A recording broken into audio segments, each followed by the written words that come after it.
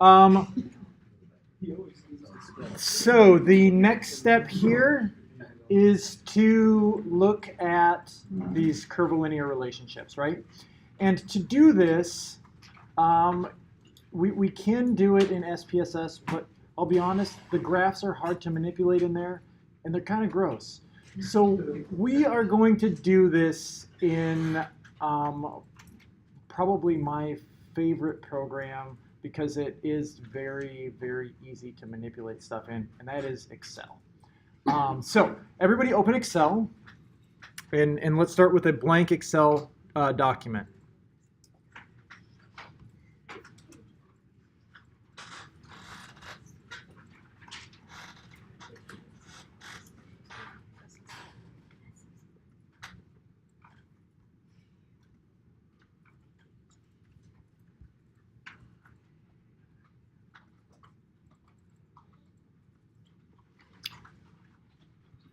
And from this point forward, the figures that we make in this class, we're always going to make in Excel.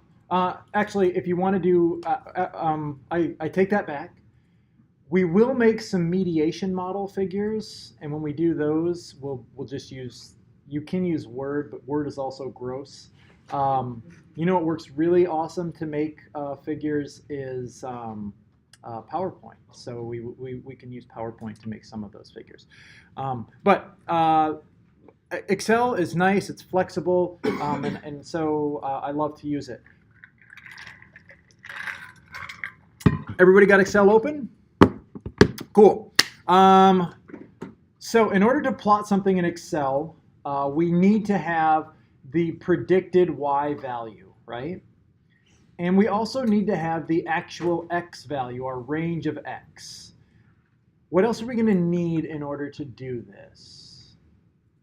In order to plot a basic linear algebra equation, we need to have what? What do we need to know? We need to know our slopes, right? And so let's start by, like this. Let's type in y hat. That's our predicted value of y, right? Yeah. Just zoom in from like 100%.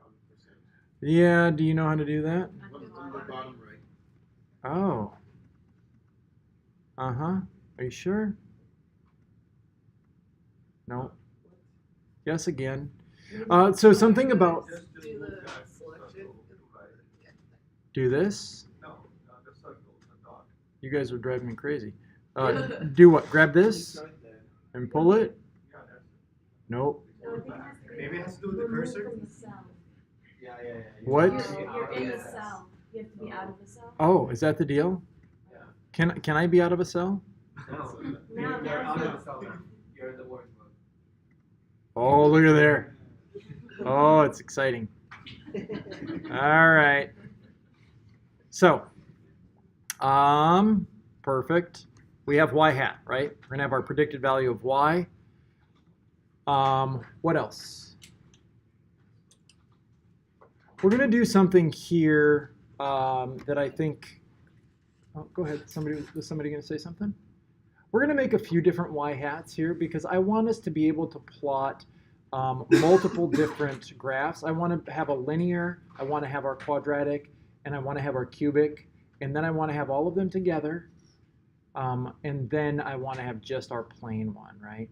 But so let's call this y hat 1.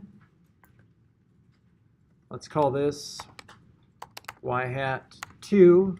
Let's call this y hat 3.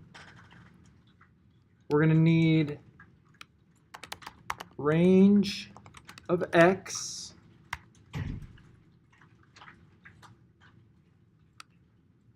We're going to need x1.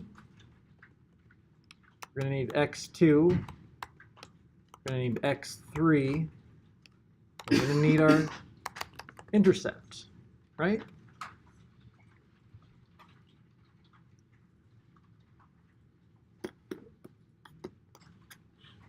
So can somebody flip over and tell us what our slope was for x1 in our final model? I can do it, I guess. I'm not. it was minus 0.887. So if we go minus 0.887, there is our first slope. Then minus 0.225. That's our squared slope.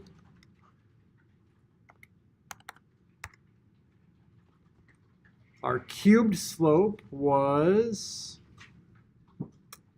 0.252. And our intercept should have been 1.736 or something like that. Is that right? It might have changed a little bit because I didn't perfectly center these things. 1.796. Here's actually the true intercept. Something got screwed up in there a little bit because of centering not being perfect, right? But we'll use this 1.796. 1.796. All right. We also need to get our range of x. How do we get that? Okay, so we can go to descriptives, and we've already done that several times, right? Let's just scroll up through here. There's descriptives. Is this the right descriptives? Yep, 491 cases. Our range of x goes from, oh, that's regular PBS, though. That's not our centered. We need to make sure that we're using centered PBS.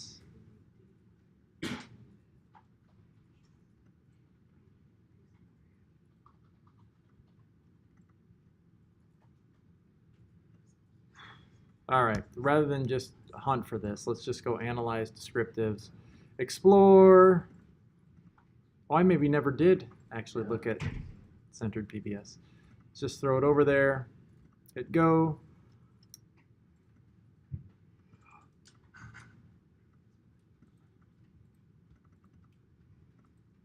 And our PBS, our centered PBS ranges from minus 2.24 to 1.68. So let's just go minus 2.2, let's call it 2.25, and then equals this plus 0.25, okay? Let's just grab it and pull that down. Keep going. 1.75. So we're encompassing our entire range of data plus a little bit, right? We said 1.68, we'll go to 1.75. So that we have the entire range. All right, so now we have our range of x, we have our slopes, we have our intercept. What's the first thing that we want to do? What is our, if we want to just have the basic linear regression equation, what is that?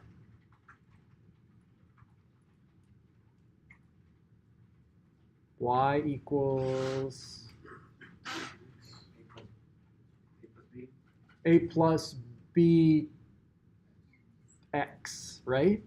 So if we're going to do simple linear, we're going to put equals a, that's this, right? And we're going to have to use $2 signs. That will hold that constant for us so that if we grab this and pull this equation anywhere else, it won't change. Plus this, we also want to hold that constant, right? We're going to put this inside parentheses. Times this. Does that make sense? Yep. And we're going to put just the D because we're going to want to be able to drag this and pull it down based on our range. So what we're saying is that y hat should be 3.79175 if x is minus 2.25, right? And we need to have a y hat for every value of x along this line. A predicted value of y all the way down. So we can grab that equation and just pull it, just like such. I'm sorry, I can't see well enough to see where you've multiplied that by.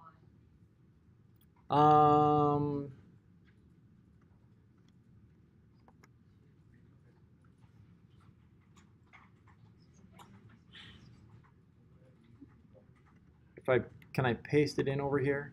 Ah, of course not. Oh wait, can I do? Let's try this. Paste special text. Nope, that didn't work either. It is E8 plus, in parentheses, E2 times D2. And everything except that last 2 in D2 should have a $sign in front of it.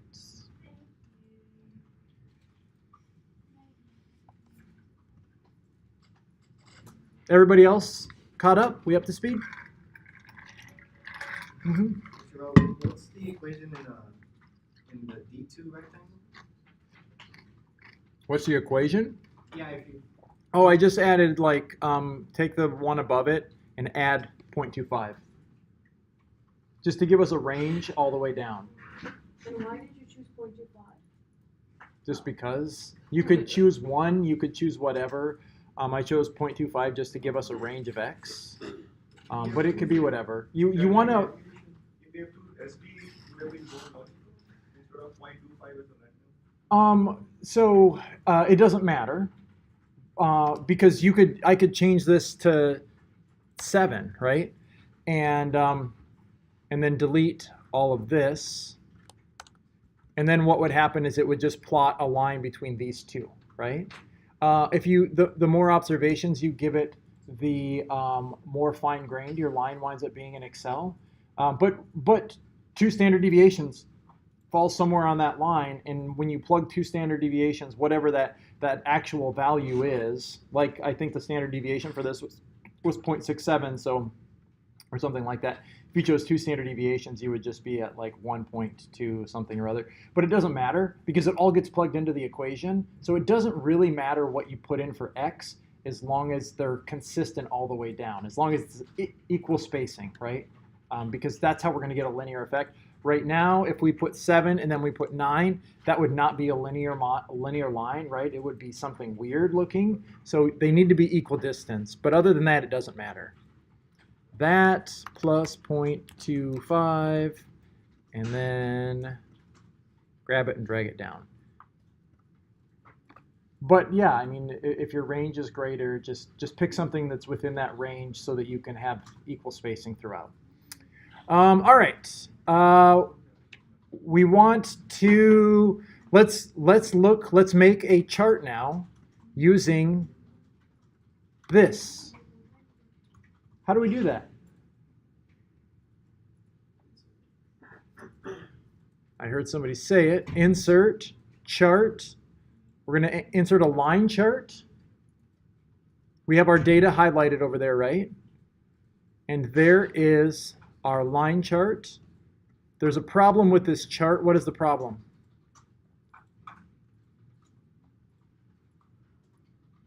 The line looks good, but this does not look good. That is not our range of x. How do we fix that? Anybody know?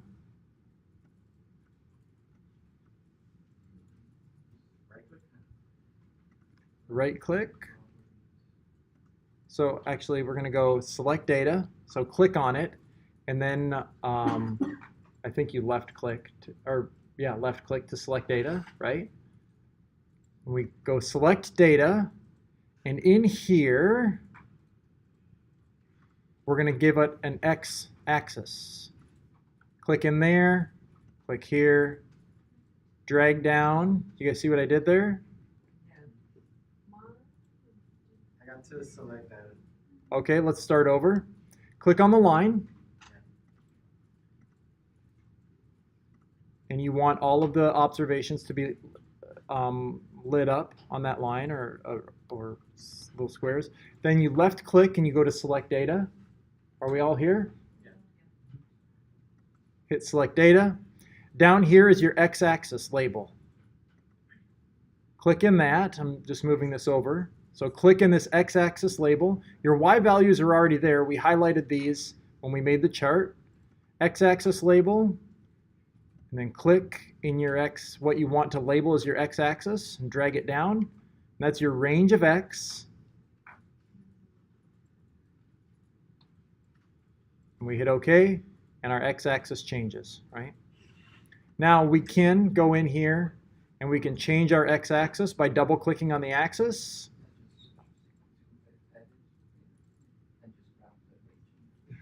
And so you can do any number of things here. You can change it to general category. You can relabel it. Interval unit right now is 1. Let's change the interval unit to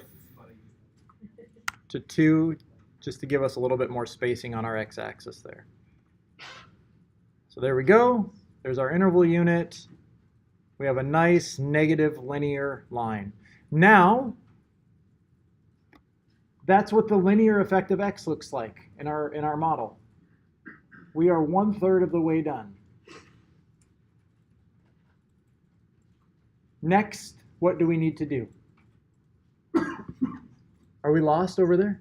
How are you guys doing? Oh, we're just trying to find the last step where you Yeah, ours is a different setup than yours is, and so we're struggling to find where. Oh, say that. So when you go in here? no, double click on the bottom thing. Oh, here? Yeah. Oh, okay. And what did you click to? Labels. Labels. So it's under axis options. You should have axis options, text options, underneath the data, the thing here. And then click down for labels, specify interval unit, and I just went with 2. Okay. Are we good? Everybody good? All right. What do we do next? How do we need to now add the quadratic effect, right? How do we add the quadratic effect?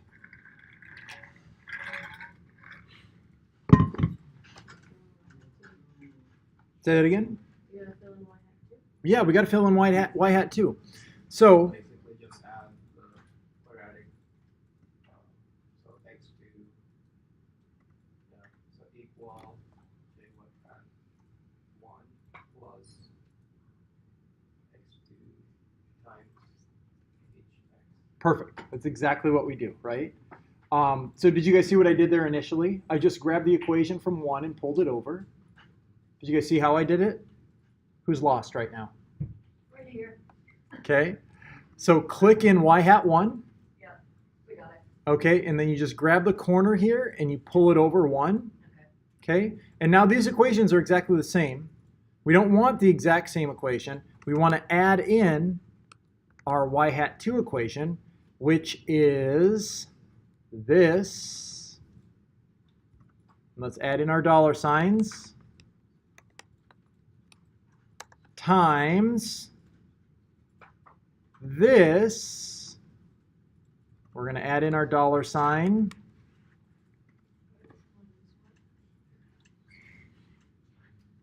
Now, I'm going to ask you a question here. If I were to end this equation right here, what would happen with what? Let's do it. Let's see what happens.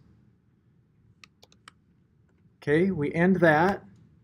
Now, when we add this line, we're going to grab this, we're going to pull it down, right? And when we add this line, what are we expecting it to look like?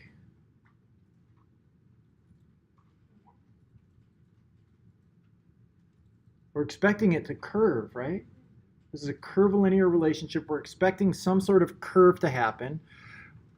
Let's go here. Let's go select data. We're going to add a series. Let's go series 2. Did you guys see what I did there? You hit the little plus key and it adds a series. We're going to put in our values of y, which are right here. Then we're going to come, oh, we don't even need to add values of x because they're already in there.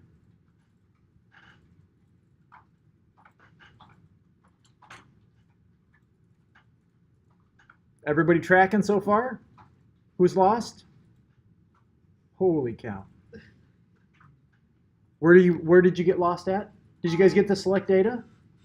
I have not, I've just got the equation in. We got lost at the start of the new equation. Okay, I'm so not the only one.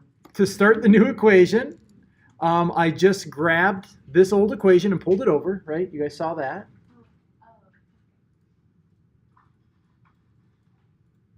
And then I added this piece to it, which is the range of x times x2. Somebody's ahead.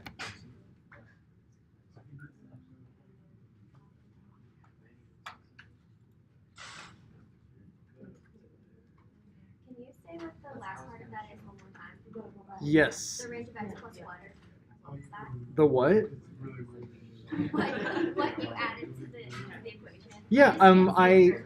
I added this piece right here, which is E4 times D2. And E4 is, remember, we're now making y hat 2, so we're focused on x2 times the range of x.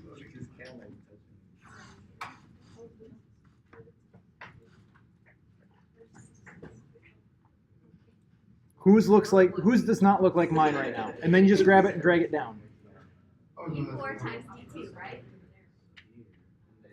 Yes, but make sure that you put your dollar signs in front of the E and the 4 and the D, but not in front of the 2. Thank you.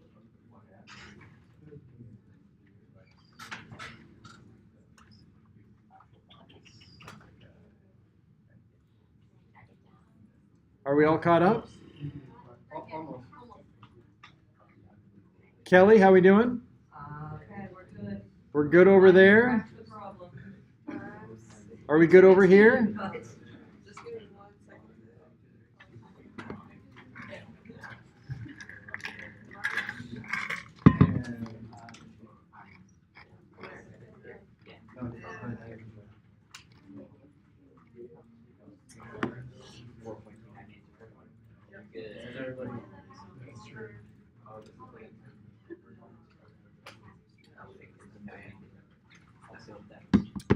All right, are we tracking? Almost. Oh my goodness.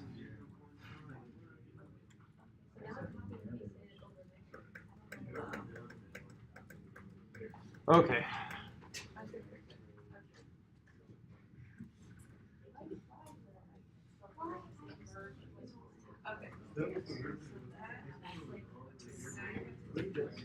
You had the right equation over here somehow. She had this number in. Oh, I don't know. The equation was right. That's right. 3.79. This is what I did.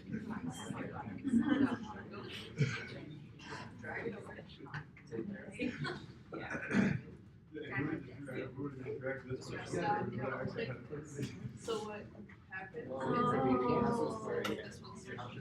So plus dollar sign E4, right? Yep. Dollar sign is dollar sign. Oh, I have to square. Which one do I have to square? Yeah. Plus Because here in right, so you're adding Y, You're adding- square Y and 2 and yeah, then you're adding a quadratic term, so you have to correct. So you do previous value plus 8% minus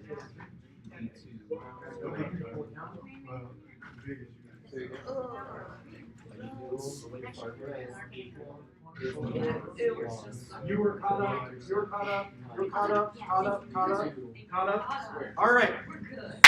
Select data. So click on that line.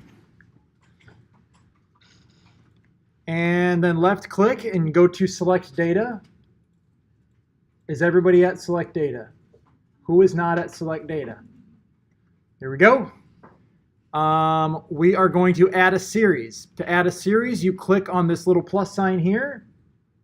Click it. You should see series 2. Who does not see series 2? Who named Sam does not see series 2? Are you guys caught up? No, seriously. It's a different format, so it's kind of like hard to figure Yeah. out what you're doing on here. Our Excel is Let me see. This is what ours is like now. After that.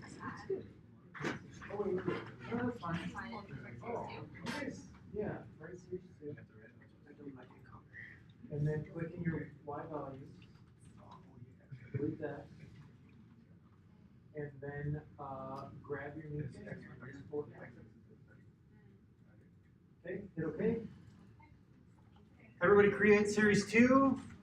Add your Y values to series 2. I'm going to add my y values. Who has not created series 2 and added y values to series 2? Anybody? Everybody's look like this?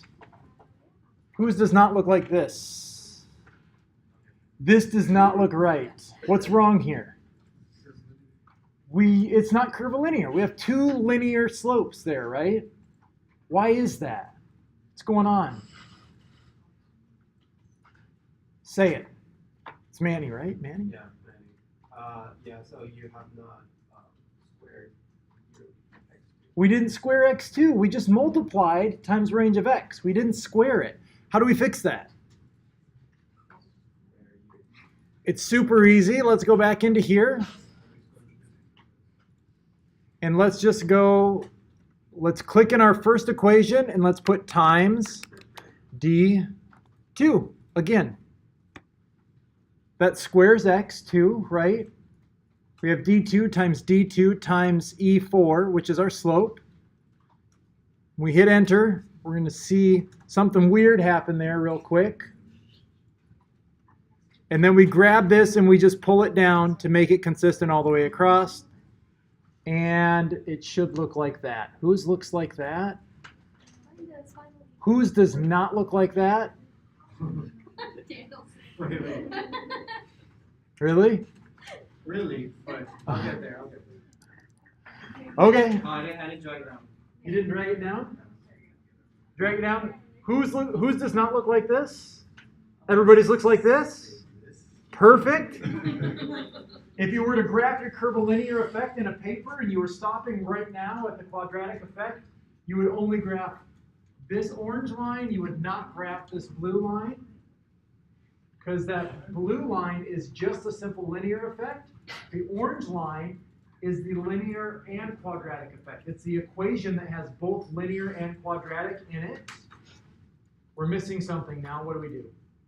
Yeah. I just had a question. Why are bottom labels not anchored to the bottom of the chart? It's because, as you see here, these last two drop below 0. Yeah. So I'll tell you what I would do in an instance like this, because I know that drinks can't go below 0. And this is what happens in linear models, right? Sometimes your predictive values can just extend on forever, assuming that there's some never-ending range of x, right? If I had something like this, I would stop my x variable right there. I would remove these values. And you can do that by, I'll show you real quick, clicking on your thing here and just saying I'm going to force it to not be there, right? And you can do the same thing with this. You can click and just pull it up so that they're even. And then you are back to 0. Make sense? What do we do next? What's our last step here?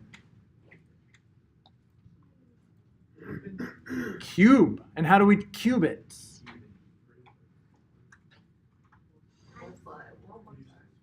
What's that? Okay, let's start the same way that we started last time. We're going to click in this equation. We're going to grab it and pull it over. Now we've got the squared equation here. We need to add something to this equation. What do we add to this equation? Our cubic effect. So let's go plus our cube slope, 0.252. Whoops. And we have to put our dollar signs in front of the E and our dollar signs in front of the 6 times, what do we multiply our cube slope times? D2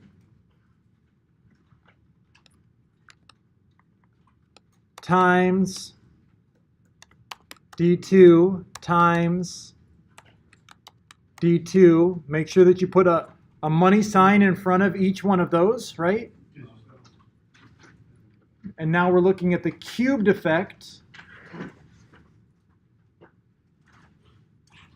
Who is there? Who is not there yet?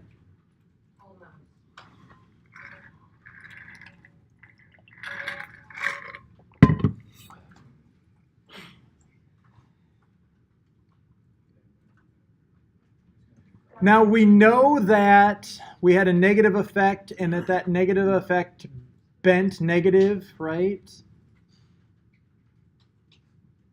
And then we have a positive effect. What's going to happen here? It's going to turn around. That's right. Kelly, how are we doing? I think we're good. All right, hit enter. And then we're going to grab this and we are going to pull this all the way down, right? And we can see here that we've got a negative effect here already. So we know that we're going to have some kind of weirdness going on.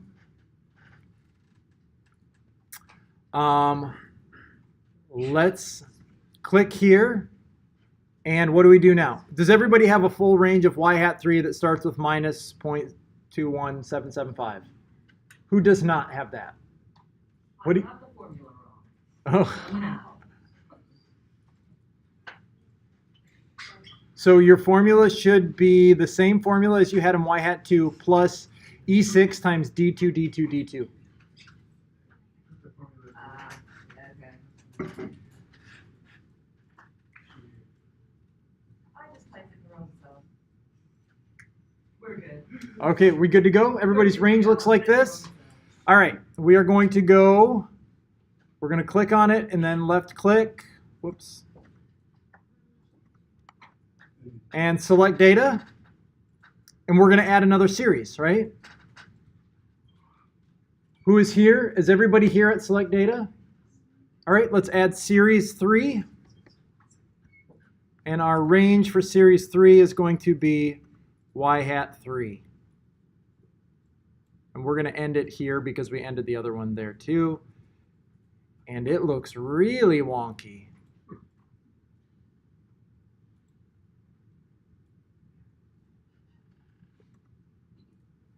I don't like that negative on the end, so I'm going to trim these to all have this end observation out, plucked out. Everybody's look kind of like that.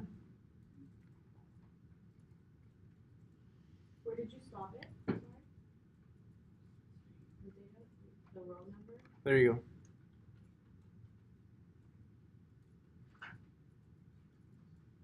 And I did it for all 3 of those slopes. So it ranges from 3 to 16 there, from rows 3 to 16. Minus 2 to 1.25.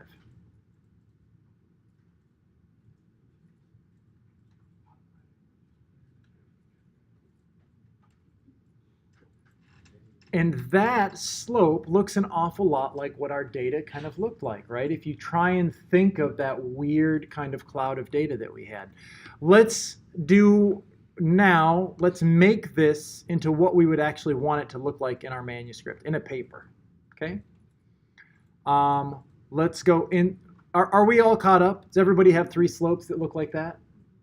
All right, so let's go insert, chart, line. Oh, shoot. Let's select our data first. And I only want, I'm gonna actually grab the data from here all the way down. So starting at, well, let's just grab it all. Okay, insert, chart, line, and that's what that data looks like when it's graphed just based on the true quadratic effect. Looks pretty awesome in my opinion. But I also now want to get rid of just this part here because I don't like that.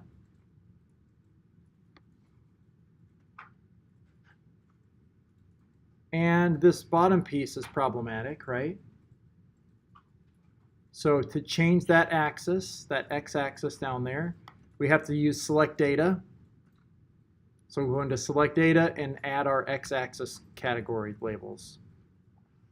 And they will be from this all the way up to right here, actually. Oh, no. Dang it. Right here. Okay.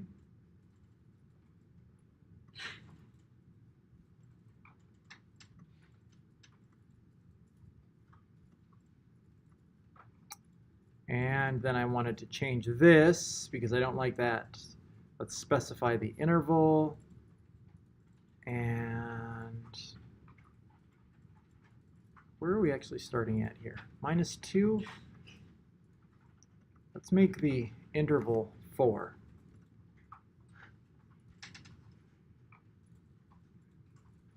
That looks good. This one, I kind of like my decimal places to be at 2, so I'm going to come here and I'm going to change this to a number with 2 decimal places. And that is our slope.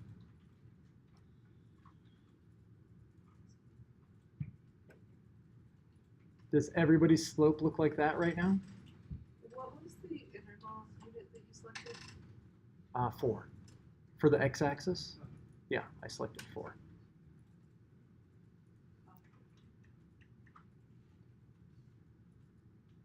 And who wouldn't love to have a figure like that in a paper that they wrote, right?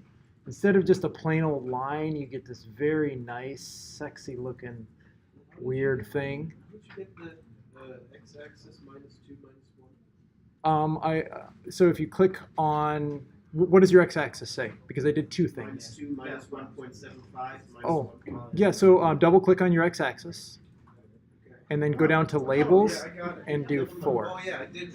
I just didn't hit enter. Oh, gotcha. Okay. That is it. That is how you analyze a curvilinear model and how you graph a curvilinear model.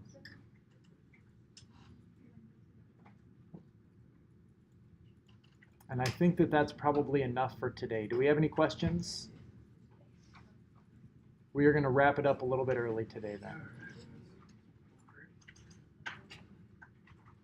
For your homework, you will be doing a curvilinear model.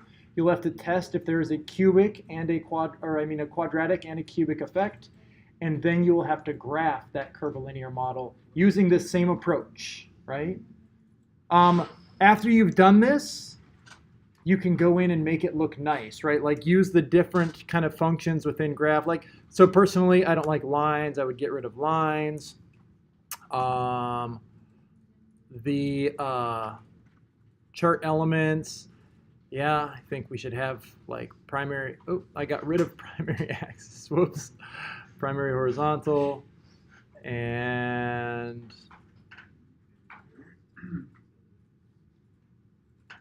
doesn't it give me both? That's weird that I don't have both axis options, but anyway, go through, play around with it a little bit, make your chart look or your graph look nice. Here's something else that you can do.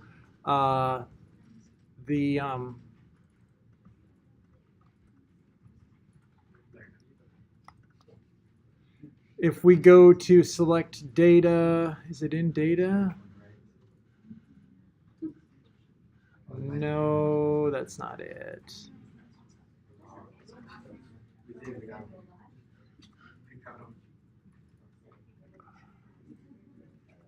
Yeah, I think we were. It was horrendous. Format data series, maybe? That doesn't look right. Oh. Yeah, I mean. Smooth line. Yeah, so if you go here, then you can smooth the line, which makes it look nicer yet, right? So, all right. Any questions, comments, concerns? Yeah. So the homework is to analyze, make a graph, and also to write it up. Yeah, so you guys will wind up doing like a plan analysis section or a initial plan analysis section, a brief descriptive statistics section. Don't get carried away. You can do I personally think you should always have a correlation table, but you can just paste it in from SPSS. And then a regression analysis where you are doing the steps, and you can also paste those in from SPSS if you want, or you can take some time and build a nice table that then you will wind up copying and pasting every time into all kinds of papers. It's nice. I reuse tables so much across papers. That's something I do. And then you will wind up graphing this as well. Right now, it's less important to graph this. It doesn't, I mean, this is just a plain old, it's one single line. But eventually we're going to do interactions with curvilinear effects. And so you'll be graphing this across groups or at various different standard deviations. And so you'll have like 2 or 3 of those cool curves for different groups. And that's when it becomes important, right? When you can look at these curves across different groups. But yeah, or across time or whatever. All right. If there's nothing else, that is it. I will get these videos up as soon as possible and then get your homework posted for you guys. Sound good? But I'm going to stop this.